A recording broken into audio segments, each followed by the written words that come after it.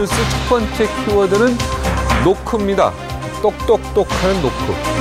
노크 귀순, 이게 또 벌어진 것 같습니다. 지난해 9월에 북한 남성이요 민가까지 내려와서 귀순 의사를 밝혀서 모두가 놀란 일 기억하십니까? 오늘 오전에 또다시 북한 주민 한 명이요 해안 철책이 설치되어 있지 않은 인천 강화군 교동도로 귀순했는데 이 북한 주민은 교동도 해안에 도착해서 민가로 달려가서 문을 두드려서 나 북에서 왔다 이렇게 신분을 밝혔다고 합니다. 경계 태세가 최고 수위를 유지하는 을지 훈련 중입니다, 지금. 그런데도 불구하고 또다시 노크 귀순이 발생한 것에 대해서 군 경계 태세가 이래도 되느냐, 야, 이렇게 허술해도 되느냐, 이런 지적이 나오고 있습니다. 국경선이 방문도 아니고요. 똑똑 노크하고 들어올 수 있는 거는 확실히 문제가 있습니다. 더군다나 지금 가장 센 훈련이라고 하는 을지 훈련 중 아닙니까? 을지 훈련 하면 뭐합니까? 똑똑똑하고 이렇게 들어오는데 만약에 그 사람이 따발총 갖고 있는 군인이었다고 칩시다. 이 얘기가 안 되죠. 아니면 박격포 갖고 있는 군인. 박격포도 조그만 거 있어요. 조그만 거만.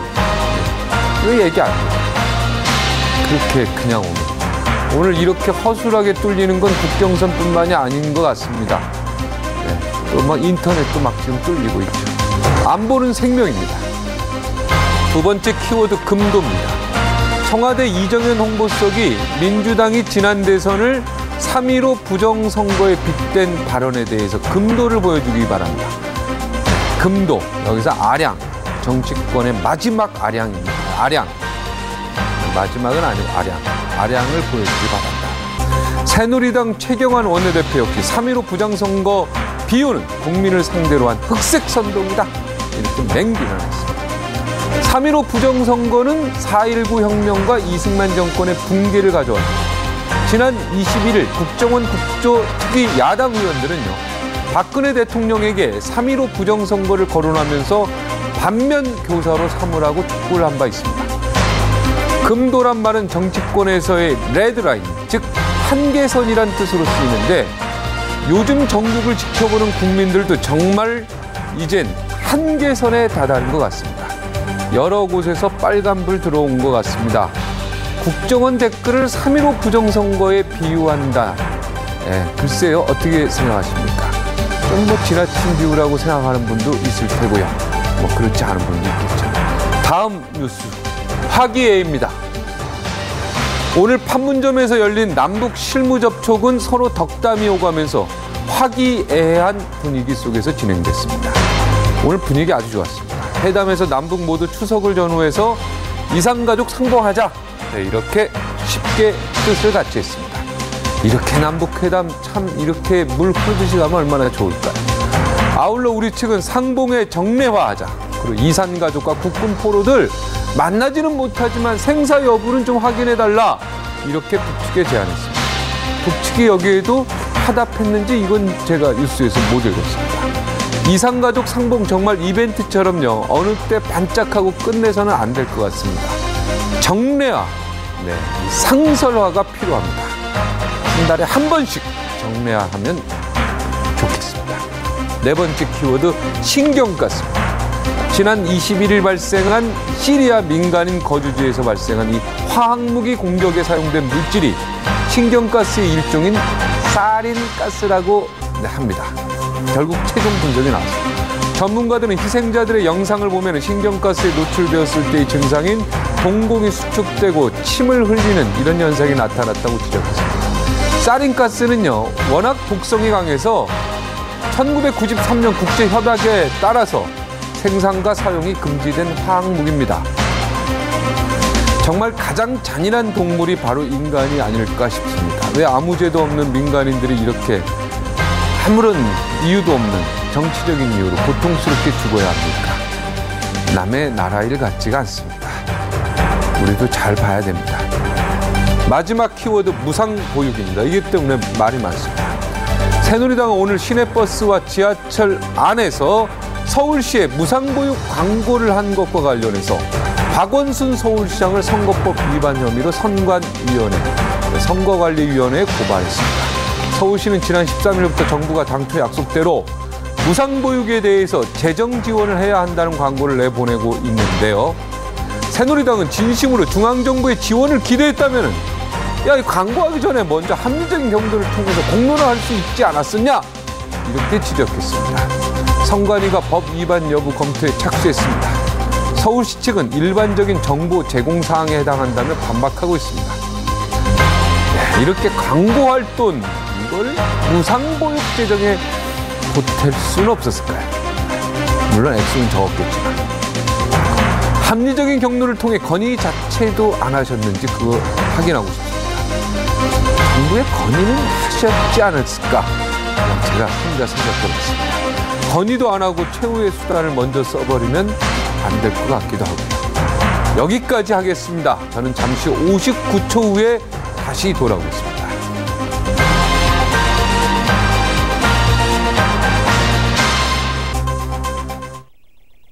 메탈에게도 영혼이 있다면 상처받지 않는 강인함, 약한 자를 감싸 안는 따뜻함을 가졌을 것입니다. 단언컨대 메탈은 가장 완벽한 물질입니다. 베가 아야. 인간 그 이상 나는 사이보그로 변신한 고반발 극박 궤도와 저중심에서 폭발하는 일직선의 충격. 스윙 머신 인프레스 X. 짠! 김남주 정수기 티니를 소개합니다. 잘 빠졌다. 쏙 들어가네. 전기세도 알뜰. 살균까지 알아서 착착. 티니 너 왜 이렇게 티니? 되는 정수기 이가서 얼음 정수기 티니. 렌탈료도 쏙.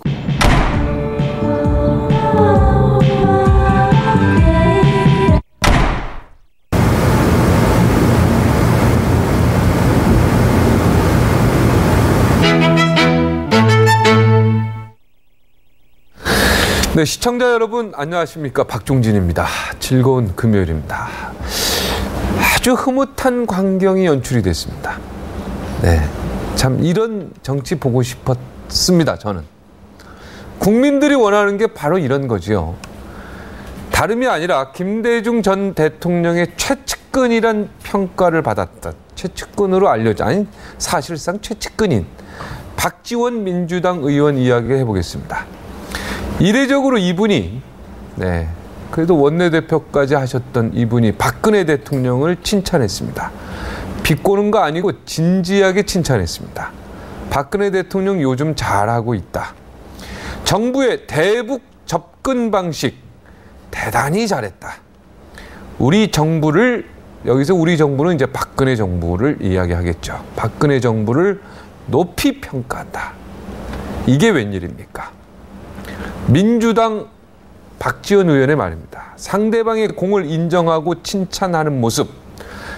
정치권에서는 좀처럼 보기 어려운 풍경 맞습니다.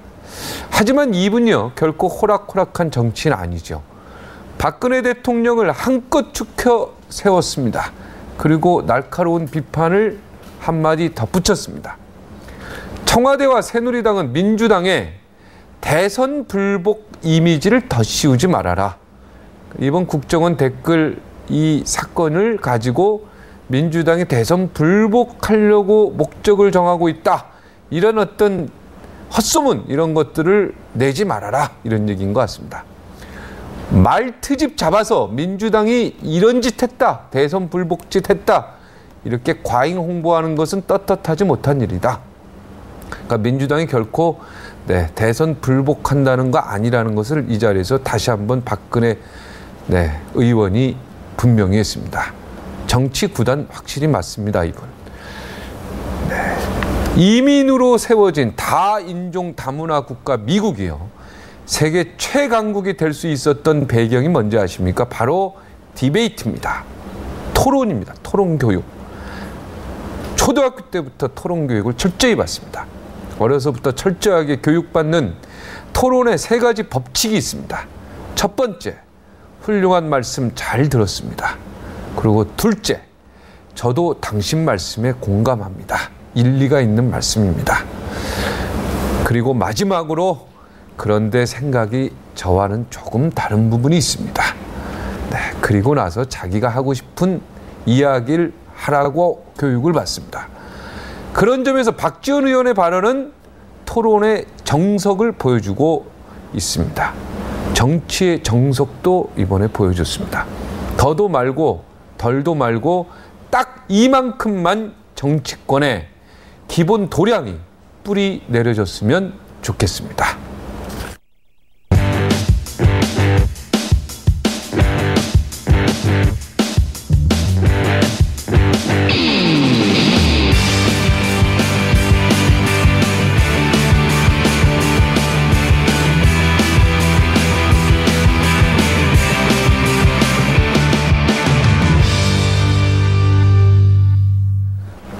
네, 말도 많고 탈도 많았던 국정원 국정조사. 오늘로 53일간의 모든 일정이 이제 다 끝났습니다. 오늘 정리하는 시간입니다. 여야의 입장 차이가 워낙 커서 결과 보고서 채택 무산됐습니다. 사실상 무산이랬는데 무산됐죠. 저희 캐도남마에서 총정리 그리고 남은 쟁점들에 대해서 이야기해 보겠는데 네, 이 두 분 참 어렵게 모셨는데 앞으로도 계속 갈 겁니다. 표창원 전 경찰대 교수와 변희재 미디어워치 대표. 네, 이분 뭐 엄청나게 또 많이 싸우시는 분인데, 네, 오늘 또 어떤 모습 보일지 기대가 됩니다. 안녕하십니까? 안녕하세요. 안녕하십니까? 네, 안녕하십니까? 네. 국정원 댓글 때문에 그 남들이 하고 싶어하는 교수, 그것도 서울대학에도 밀리지 않는 경찰대학교, 그죠? 서울대학보다 어쩌면 더 들어가기 힘든 경찰대학교, 그 120년 최소 정예 요원들 배출하는 거의 교수직을 그만뒀습니다. 거의 뭐 서울대 교수직 그만둔 거랑 같은데 국정원 댓글 이후로 국정원 국정조사 이 무산된 거 무산이죠. 사실상은 결과적으로 예. 결과 보고서가 채택이 안 됐어요. 굉장히 남다른 소감이 있을 것 같습니다. 예. 뭐 일단은 쓴 거는 아깝지 않다고 했죠. 솔직히 예. 얘기해 보세요. 아깝죠?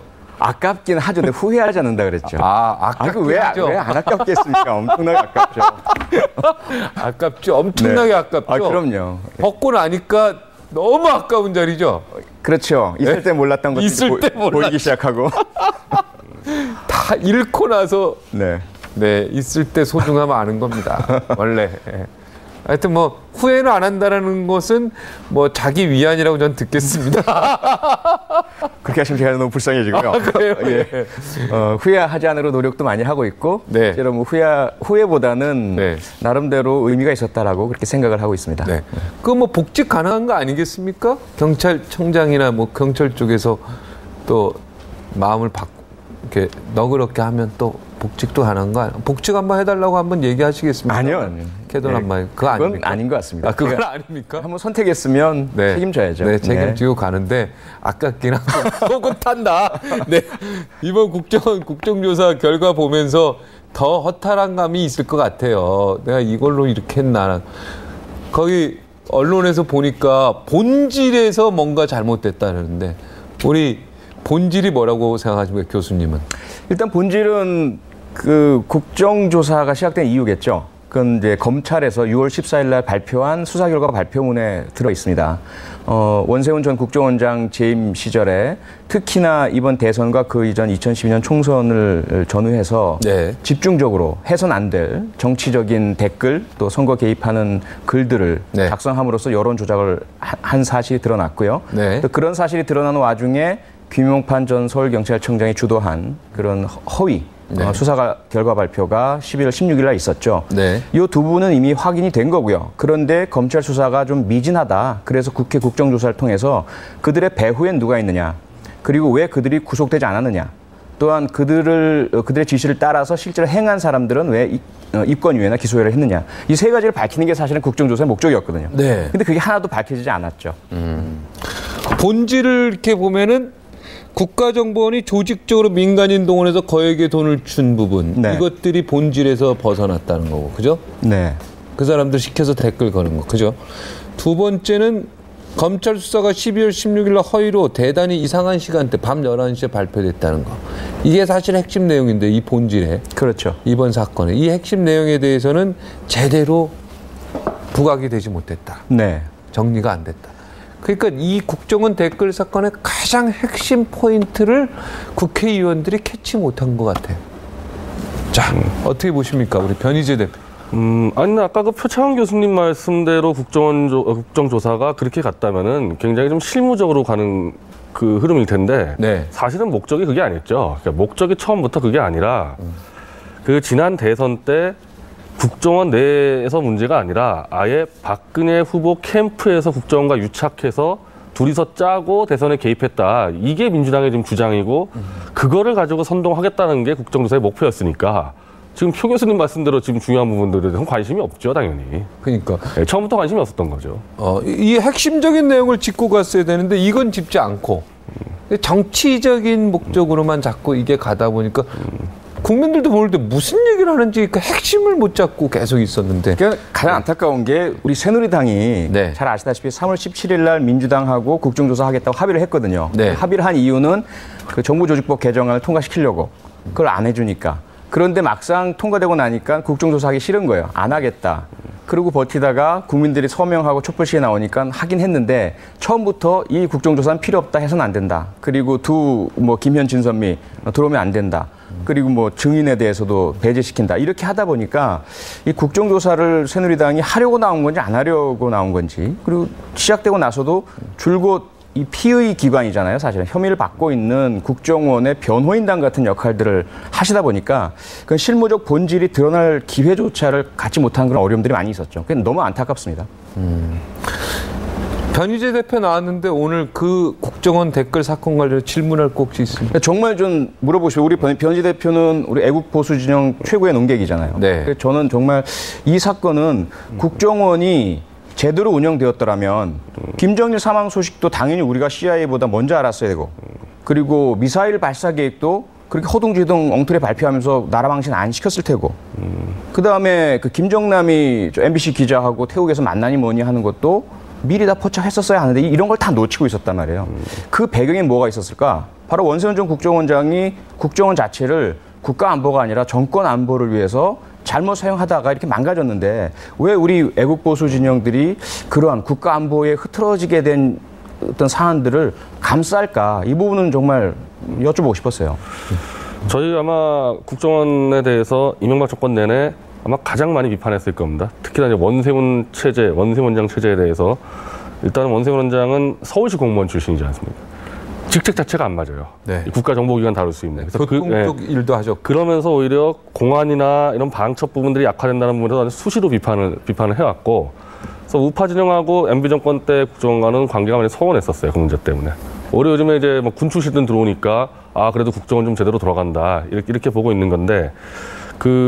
지금 남재준 국정원장이 이제 애국 진영 보수 진영에서는 훨씬 나아졌다고 보고 있는 거죠. 원장보다는 훨씬 좋다. 역시 군 출신이나 정보기관 출신들이 가야 되지. 역시 군 출신이 경찰 출신이나 이런 계시지만은 역시 정보기관은 그냥 일반 공무원 가지고는 안 되는구나. 네. 그래서 그 얘기예요, 바로. 그런 데서 얘기가 된 건데 원세훈 원장이 좀 너무 이제 MB 정권에서 대통령과 너무 이제 저자세로 가면서 그런 부분이 있습니다. 이용당한 부분이 있는데 오히려 이제 저희는 반대로 보는 게 지금 이번 사건 같은 경우는 2000년대부터 북한이 중국을 중심으로 사이버 댓글 부대 알바단을 조직을 해왔기 때문에 그래서 이번에도 국정조사 때 DC 인사이드 김유식 대표가 증언하지 않았습니까? 실제로 이제 인터넷 사이트 운영하는 사람들은 대충 다 알고 있는데 그럼 그 사람들이 북한 알바들이 계속 한국의 포털 사이트 들어와가지고 댓글을 쓰는데 그거를 국가정보기관이 그냥 가만히 보고 있어야 되는 건가? 그래서 그게 2005년도에 노무현 정권 때 이른바 사이버 대응팀이 만들어진 거죠. 그래서 노무현 정권 때도 한미 FTA 등등에 대해서는 국정원이 결국 다 여론을 같이 들어갔었다. 이제 국가 안보를 위해 가지고 그 연장선상인 겁니다. 연장선상. 근데 그 부분이 죄송한데 다 끝나신 줄 알고. 이종명 차장인가요? 그분이 중요한 말씀하셨어요. 그 활동의 본질이 뭐냐? 북에서 뿌리는 전단. 이게 사이버 세상이 되면서 인터넷에서 뿌리게 되더라. 그래서 이걸 막아야 되지 않겠느냐. 네. 그러면 우리가 과거에 그 대남 선전 전단이 뿌려졌을 때 국정원 직원들이 돌아다니면서 전단 수거하러 다녔느냐라는 거죠. 그건 누가 하는 겁니까? 초등학생, 중학생들이 수거해서 오면 공책쭉 하는 거였거든요. 그렇죠. 분석했죠. 또 하나. 이 국정원 직원들이 한 일들이 과연 전단 수거였느냐. 그게 아니잖아요. 오히려 전단을 뿌리고 다닌 거였거든요. 문재인 나쁘다, 이정희 나쁘다, 또 민주당 나쁘다, 종북 나쁘다. 이거는 사실은 그런 사이버 심리전에 해당되는 일들이 전혀 아니란 거죠. 또 하나는 뭐냐면 국정원이 할 수 있는 일은 국정원법 제3조에 나와 있어요. 정보활동, 방첩활동. 근데 그 내용 중에 정보활동이라는 거는 정보를 수집, 배포, 분석만 있어요. 정보를 확산시키거나 여론 조작하는 건 아니거든요. 그리고 방첩 역시 말씀하신 내용 대단히 중요합니다. 북한이나 또는 중국 등에서 우리의 국익을 제어하기 위해서 활동을 한다. 그러면 국정원이 해야 될 일은 누가 하는지를 알아내는 거예요. 어떤 경로로. 그리고 이걸 어떻게 막을지. 그걸 하질 않고 전혀 상관없는, 그리고 그런 댓글에 가서 작업한 게 아니거든요. DC 인사이드 가서 그런 뭐 김정일, 김정은 찬양하는 글에 대해서 작업한 거 하나도 없어요. 제가 확인해 보니까. 그게 아니라 대한민국 내에서 국민들끼리 또는 뭐 여당과 야당에 관한 것들 여기다 찬반 누르고 게시글 올렸단 말이에요. 이건 저는 상관이 없는 일이란 거죠. 아니, 그러니까 그 효율성에 대해서는 충분히 논의를 해볼 수 있을 것 같아요. 그러니까 북한의 사이버 부대가 남한 여론을 조작할 때 이걸 국정원이 어떤 식으로 막아야 되는지의 방법에 대한 효율성은 논의할 필요가 있는데, 어쨌든 제가 말씀드린 것은 2005년도에 노무현 정권 때부터 시작했던 일이라는 겁니다, 이게 갑자기 만들어진 게 아니라. 근데 그러면 그 일이 뭐냐? 첫 번째는 이런 일이 있어요. 그러니까 이번에 그 여직원이 했던 일이 오유라는 사이트 들어가서 작업한 거 아닙니까? 그럼 우리가 볼 때 상식적으로 오유라는 사이트는 노골적인 친문재인, 뭐 조그만 여론도 바뀔 수 없는 그 사이트라서 왜 작업을 하느냐니까, 결국 이제 그쪽 해명하는 거는 미끼를 던진다는 거 아니에요? 아주 특정 인물이 계속해서 이 남한 정부를 막 이 조작하고 이런 부분들을 공격해 들어오면은 미끼를 툭툭 던져가지고 글을 더 쓰게 해서 그 사람을 추적해서 잡는다. 그러니까 요거 하나라는 기능이 있는 겁니다. 사실 댓글 다는 부분에서. 근데 이제 그걸 넘어서 댓글이 더 많이 써가지고 잘못된 여론을 좀 바로 잡는다. 저는 거기에 대해서 이제 표창원 교수님의 의견을 상당 부분 동의하는 부분이 있어요. 특히 예전에 댓글 시스템으로 여론이 됐을 때 시절하고 달리 지금은 페이스북과 트위터 시대가 들어왔는데 과연 저런 방식 효과가 있을까? 저는 그건 좀 앞으로 따져볼 필요가 있지만은 그것 때문에 지난 이명박 정권의 국정원이 갑자기 선거 개입하기 위해서 만든 건 아니다. 그건 노무현 정권 때 시작했던 일이고 해왔던 일이다. 저는 그걸 좀 말씀드리고 싶습니다. 교수님은 그럼 앞으로 국정원이 이렇게 사이버상에 댓글 다는 일은 절대 해서는 안 된다고 생각하십니까? 아니면... 절대 해서는 안 되죠. 그건 하고 싶으면 국가정보원법을 바꿔야 돼요. 법을 바꿔야 돼요. 그럼요. 바꿔야 되고 어떤 글이라도 해서는 안 된다. 그렇죠. 그러니까 정치적인 금지하고 있는 국정원법에서 금지하고 있는 정치 관여에 해당되는 글을 남겨서는 안 되는 거죠. 근데 대북 심리전이라는 게 북한에서 어차피 현 여당이나 현 정부를 계속 지속적으로 비판하는 거 아니겠습니까? 그러다 보면 국내 정치에 대한 그 대북 심리전을 할 수밖에 없는 상황도 있을 것 같다는 생각이 많이 드는데요. 그걸 하고 싶다면 법을 바꿔야 된다. 그리고 그것도 해서는 안 된다. 그걸 왜 최종에 특수훈련 받은 요원들을 PC방에 앉혀가지고 오피스텔에 앉혀가지고 이 댓글 작업을 하게 만들어요. 그거는 저는 제가 안 그래도 지난번 대만 그 아시아 경찰학회에 가서 다른 나라 경찰관들하고 이 정보요원들 출신들하고 얘기를 해봤어요. 깜짝 이런 일은 말도 안 된다라는 얘기를 하는 거예요. 전 세계 정보 커뮤니티 내에서 그건 아니고요. 그거 확인되고. 예. 또 하나 우리 그 변희재 대표님 말씀하신 것 중에 이번에 그 국정원에서 낸 보고에 그런 게 있더라고요. 노무현 정권 때 대북 심리전 기능이 만들어졌다. 그런데 김창호 전 국정홍보처장이 그 증언을 하잖아요. 그 당시에 국정원 2차장이 와서 FDA 문제라든지 국정 관련 홍보를 국정에서 하고 싶다. 그런데 노무현 대통령이 몇 차례나 절대로 하지 마라. 절대로 하지 마라. 혹시 내 말 오해할지 모르니까 다시 한번 확인한다. 이래서 못하겠다는 거예요. 그런데도 불구하고 국정원 내부 보고에는 그런 댓글을 단 흔적이 있습니다라는 게 있다는 거예요. 아직 공개는 안 됐어요. 그게 사실인지 몰라요. 그리고 문제는 뭐냐면 그러한 기능이 있는 것과 실제로 어떤 일을 하는 것과는 상당히 다르거든요. 근데 원세훈 전 원장이 취임한 이후에 이 심리전단이라는 것을 2개 팀을 4개 팀을 확대시키고 70명으로 막 확대를 시킵니다.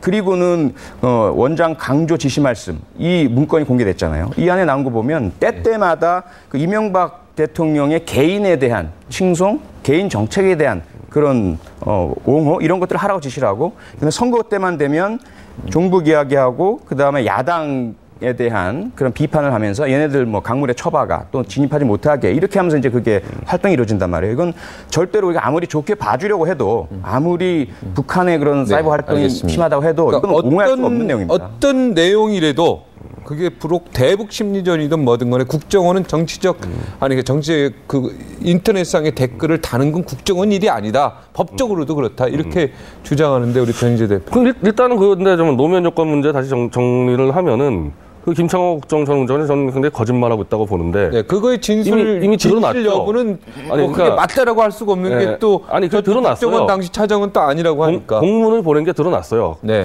김창호 차장의 이름으로 국정홍보처에서 국정원뿐이 아니라 검찰 무슨 한 산하기관 50개 정도에다가 적극적으로 정부 정책 댓글로 홍보하라는 공문이 들어간 게 지금 공개가 됐는데요. 그 실제로 그때는 이거 노릴래냐 어렵죠. 노무현 대통령이 직접 댓글을 쓰면서 공무원들 댓글 쓰라 그랬고 김창호 원장도 댓글이 국정 운영이다. 그러니까 댓글 만들기 시작한 건 노정권이 처음 만든 겁니다. 근데 맞아요. 기자들의 기사에 대해서도 각 공무원들이 댓글 정확히 다르라고 근데 사실 그게 노 대통령만 약간 이상한 사람에서 그런 게 아니라 그때 인터넷과 여론조라는 게 처음 나왔기 때문에 국정 운영하면서 필요성을 느껴서 한 거란 말이죠. 네.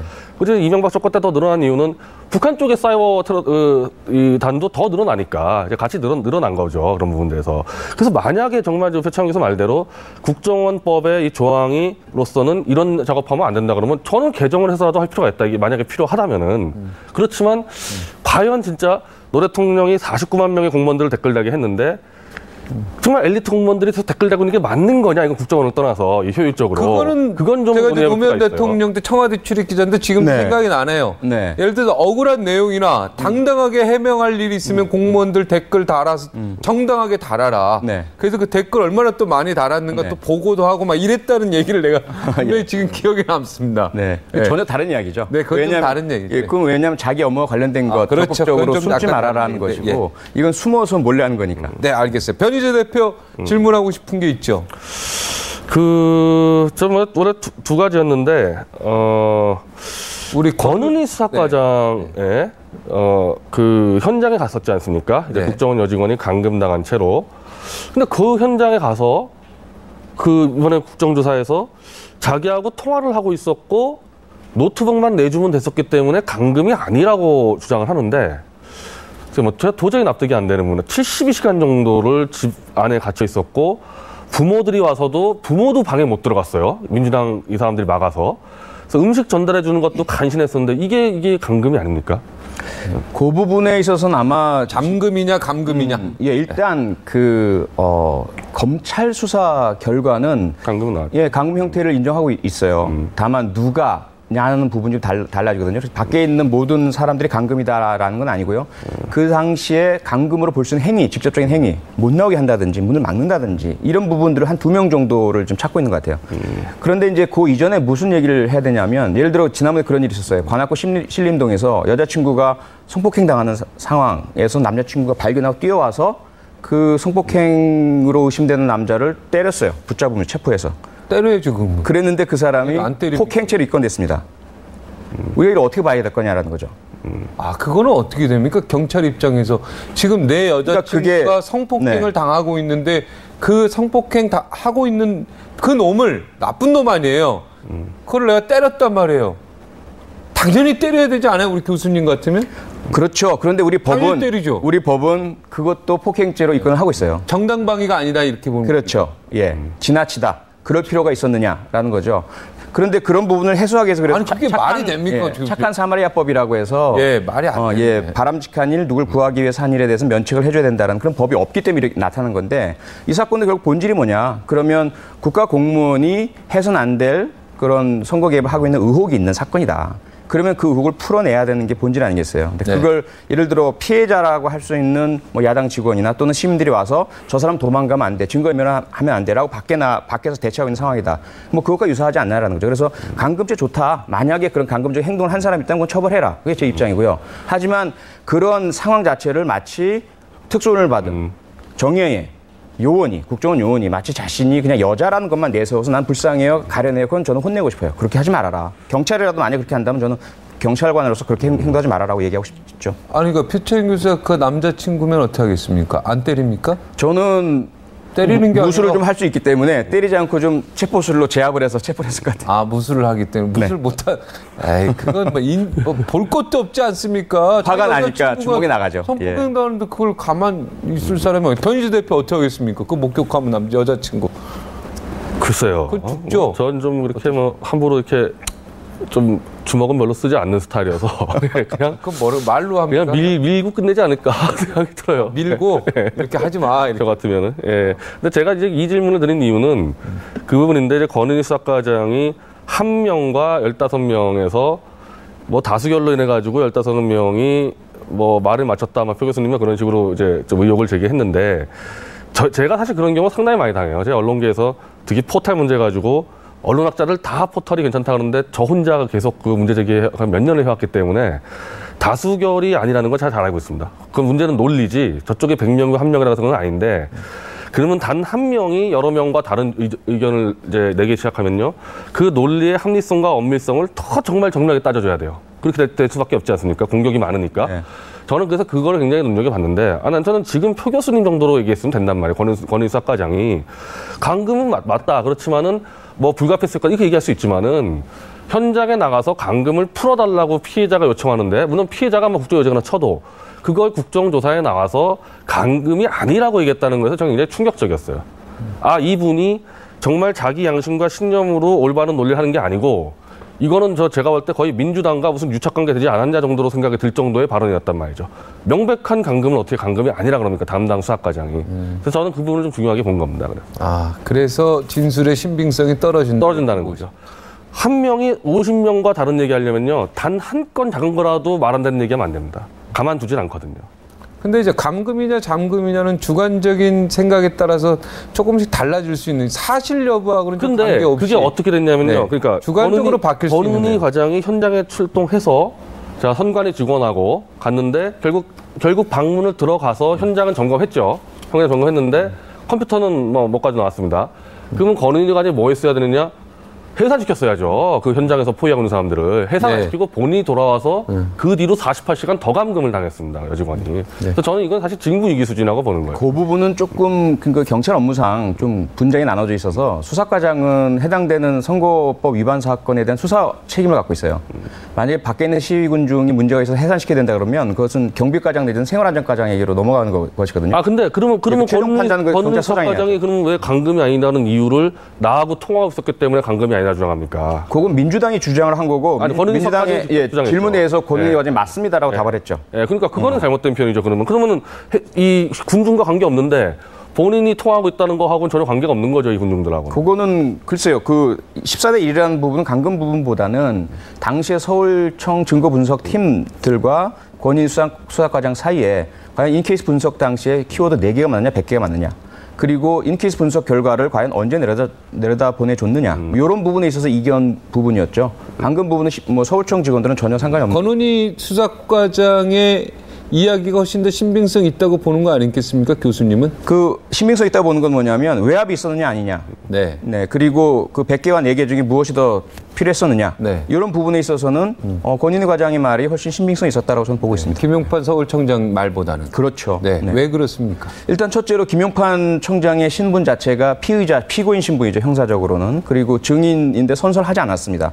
결국 진실을 말하겠다라는 그런 의지가 없는 거죠. 자기에게 유리한 이야기를 이야기하고 불리한 건 이야기하지 않겠다는 거고요. 또 하나는 뭐냐면 그 전화 통화 내용에 대한 질문에 있어서 김용판 청장은 구체적인 얘기를 하지 않아요. 어떤 내용이었느냐? 격려했다. 잘하라고 격려했다. 그리고 혹시 외압을 했느냐? 안 했다. 부정을 하고요. 그런데 권은희 과장은 구체적인 대화 내용을 얘기를 하거든요. 그 당시 그 대화 내용은 압수수색 영장에 대한 것이었고 김용판 전 청장이 압수수색 영장을 신청하지 말라고 했다. 네. 그 사유는 무엇이냐? 첫째로 내사 사건 내사 중이니까. 그다음에 검찰이 기각하면 어떻게 하느냐 이런 내용이었다. 그러니까 아무래도 권은희 과장은 현재 그런 피고 신분이 아니거든요. 오히려 피해자 신분이죠. 직권남용에. 그리고 선설했어요. 위증의 처벌을 받겠다. 거짓말하면. 그리고 좀 구체적인 정황을 나열했고. 얘기를 했고. 그렇죠. 그래서 훨씬 신빙성이 간다. 네. 이 권은희 수사과장을 두고 지금 뭐 광주의 딸, 뭐 광주 경찰이냐, 대한민국 경찰이냐, 광주 경찰이냐 이런 거에서 지역 감정 조장 발언했다. 조명철 의원이 이런 비난도 있고요. 광주의 딸 이거 자체도 또 지역 감정을 연상케 하는 단어 아니냐. 여기에 처음에 그 문희상 당시 민주당 먼저 했죠. 광주의 딸을. 비상대책위원장이 그때 제가 엄청나게 맹비난을 했습니다. 그분을. 아. 예, 이건 말도 안 되는 이런 소리를 하고 다니는 작자가 아직까지 있느냐 뭐 이런 표현을 네. 써가면서 네. 정치인으로서 자격이 없다. 광주의 딸이기 때문에 꼭 이러는 것처럼 얘기가 그러니까요. 잘못 오해될 수 있죠. 예, 오해시키고 네. 권인희 과장 자체에 저는 권인희 과장을 몰랐어요. 이 사건 전까지는. 네. 근데 알고 봤더니 사시 합격자이면서 경찰에 올 필요도 없는데 자기가 사시 공부할 때 부친이 올라오셨는데 휴대전화가 망가져서 못 찾고 계셨어요. 그때 이제 순경이 찾아서 데려다 줬거든요. 거기에 이제 감동을 받아서 경찰관이 된 분이에요. 거기에다가 이제 그동안 8년 동안 수사만 해온 분이고, 그리고 이번 사건에서 처리하는 과정도 보니까 대단히 원칙과 법에 충실해서 이루어지고 있고요. 근데 그런 분에 대해서 대단히 힘들고 어렵고 조직 전체로부터 배신자 소리를 들을 수 있는 어려운 상황에서 나름대로 소신 있고 양심 있게 얘기를 했는데 이걸 갖다가 뭐 광주의 딸이다 뭐다 얘기하는 순간 민주당 내에서 특히. 예, 그렇게 얘기를 하는 순간 이분 스스로의 그런 개인의 어떤 소신과 양심을 완전히 망가져 버리는 거죠. 이분이 그냥 아예 그냥 대구 출신이나 부산 출신이면 아무 상관없고. 아무 상관이 없죠. 괜히 또 광주 출신, 광주의 딸 이러니까 괜히 광주랑 민주당은 아주 특별한 관계고. 그러니까요. 괜히 이걸로 인하여 진실이 또 호도될 수 있는 그런 부분인데 권은희 수사과장이 경찰 내부에서 아까 지금 배신자 소리 듣고 좀 힘든데 앞으로 경찰 생활 계속 할 수 있겠습니까? 아니면은 어떻게 보십니까? 권은희 과장이 지금 경찰 앞으로 생활하면서 어려움이 없겠습니까? 어려움은 있죠, 당연히. 굉장히 있다고 봐야죠. 네, 굉장히 있겠지만 뭐 공무원은 정치적으로 신분이 보장돼 있기 때문에 네. 문제가 없다면 계속 할 수는 있죠. 네. 과연 그 어려움을 이겨낼 수 있느냐 봐야 될 것 같습니다. 민주당에서는 뭐 희생된 영웅이다. 뭐 이런 표현, 이런 것 자체도 부담일 것 같아요. 네, 부담이죠. 이분은 사실대로 수사해서 수사한 사실대로 자기는 진실을 얘기했다고 스스로 확신하고 있다면 이런 이야기들이 더 어떻게 보면 부담스러운 이야기가 될 수도 있다. 부담스럽습니다. 전적으로. 예. 전적으로 부담스럽죠. 네, 경찰 생활 하는데 앞으로도 힘들어질 거다 이렇게 보시고. 네, 그렇습니다. 네, 승진도 마찬가지시고. 그렇죠. 예, 지켜봐야 되겠죠. 네. 일단 저는 뭐 그거는 민주당이 자초한이라고 봅니다. 그러니까 안 그래도 이게 대선과 연관된 사건이기 때문에 어느 쪽이든 정책으로 오해받기 딱 좋은 사건에서 네. 민주당 비대위원장이 광주에 가서 민주당의 총역량을 동원해서 광주의 딸 권은희를 지키자고 얘기한 순간에 이미 권은희 수사과장과 민주당의 유착을 의심할 수밖에 없게 돼버린 거거든요. 본인이 어떤 생각한 게 없이. 그건 민주당의 철저한 실책이고. 근데 그런 부분에서 자꾸 이제 우리가 좀 삐딱하게 볼 수밖에 없는 부분들이 있는데 아까 그 압수수색 영장 문제도 마찬가지인데 당일날 이미 권은희 수사과장이 민주당에 자료를 제출한 게 없지 않습니까? 그냥 제보 받았다. 감금해가지고 그냥 둘러쌌을 뿐이지 저 국정원 여직원이 지금 댓글을 해가지고 지금 정치 개입한다는 증거 하나도 없었거든요. 그래서 본인이 수사 브리핑하면서 압수수색 영장 청구할 수가 없을 거라고 브리핑을 해놓고 본인 맘대로 따르더라도 오후 3시에 서울청장이 전화 와서 압수수색 영장 그건 기각될 것 같다. 이게 압력이다. 일단 말이 안 맞아 들어가요.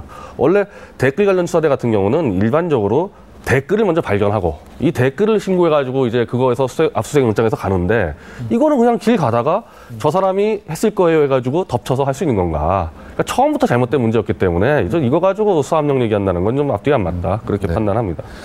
오늘 그 박지원 의원이 제가 오프닝에서 굉장히 이제 칭찬하는 그런 오프닝을 했지 않습니까?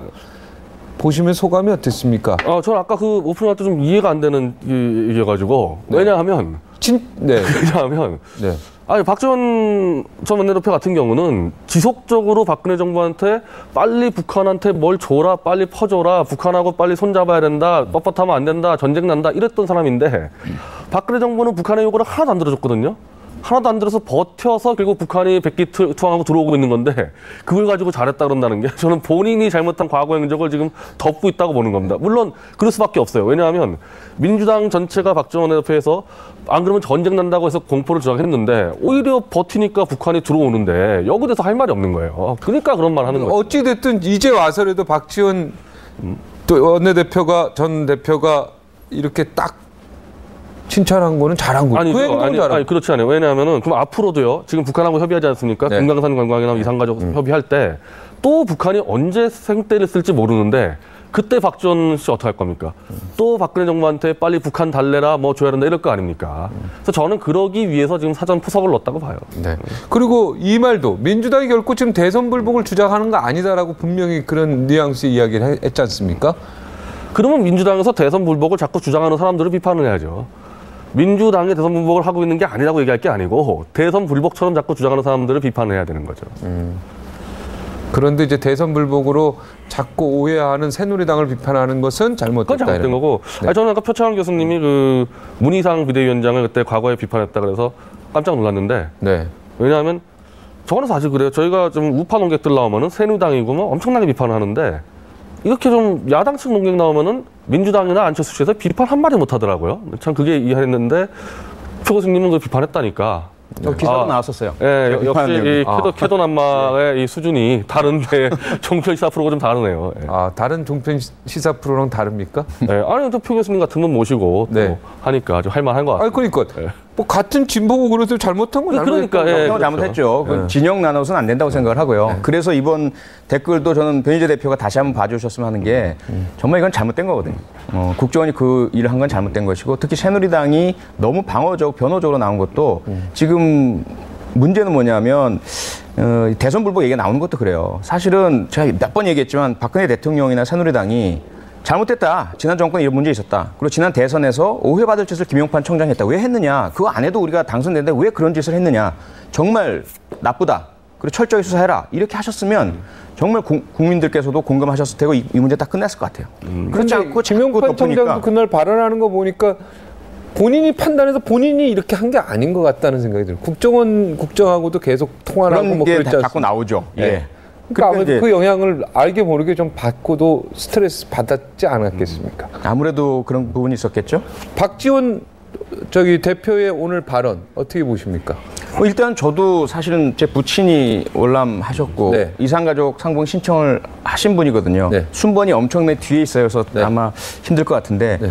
어쨌든 이산가족 상봉을 이끌어내시고 만약에 금강산 관광 재개되고 하시는 박수 쳐드려야죠. 당연히. 그렇죠. 잘하셨죠. 그러니까 박근혜 정부가 잘한 거 외교 특히 대북 관계 이런 건 박지원 대표처럼 다른 당이 달라도 잘한 건 좀 박수 쳐주는 그러한 좀 그 아량과 배포가 좀 있었으면 좋겠다는 뜻을 제가 오프닝한 거고. 그렇죠. 물론 잘한 그 건 그렇죠. 과정에서 박지원 대표가 계속 그동안 대북 정책이나 이런 거에서 계속 비판하고 이런 부분에 대해서는 어떻게 보면 뭐 덮어씌우기다 이렇게 얘기했는데 그거는 차치하고 그거 논리는 차치하고 오늘 이런 어떤 그 기자들한테 이야기한 부분에 대해서는 난 깨끗했다고 보는데요. 저는 전혀 그렇게 생각하지 않아요. 그렇습니까? 박지원 대표들을 끌고 가셨으면은 완전히 이 정권 대북 정책이 완전 망하는 거였어요. 네. 본인이 그렇게 끌고 가려 하다가 안 된 걸 가지고 네. 다른 말 합니까? 네, 박지원 대표 조만간에 모셔서 그 이야기를 듣도록.